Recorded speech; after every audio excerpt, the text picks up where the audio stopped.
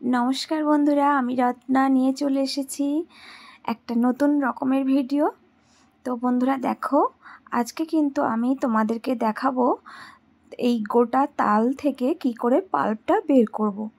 যে পাল্প দিয়ে বিভিন্ন রকমের রেসিপি করা যায়।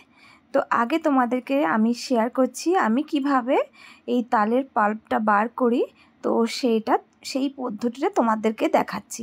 তো তোমরা দেখো আজকে আমার মা উপস্থিত আছে আমার বাড়িতে, তাই মাই করে দিচ্ছে যেটা আমি যেভাবে করি মাও সেইভাবেই করছে।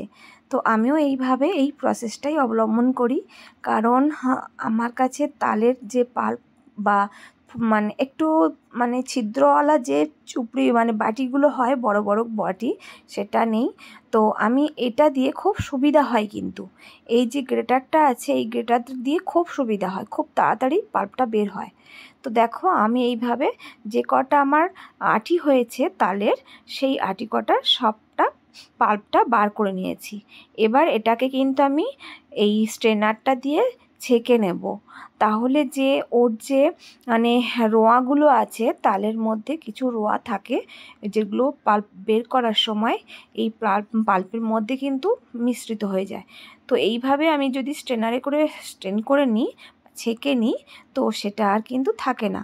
এরপরে যদি আমি কোনো রেসিপি করি তখন কিন্তু মুখে আমার পড়বে না, আর খুব সুন্দর হবে। আর যদি না ছেঁকে নেওয়া হয় কিন্তু জিনিসটা ভালো হবে না, মুখে সেই মনে হবে যেন চুল পড়েছে এরকম মনে হবে। তো সেই জন্য ভালো করে ছেঁকে নিয়েছি। দেখো আমার সুন্দর করে পাল্পটা বেরিয়ে গেছে। কেমন লাগলো ভিডিওটা অবশ্যই জানাবে। আর সবাই ভালো থেকো, সুস্থ থেকো, সবাইয়ের খেয়াল রেখো।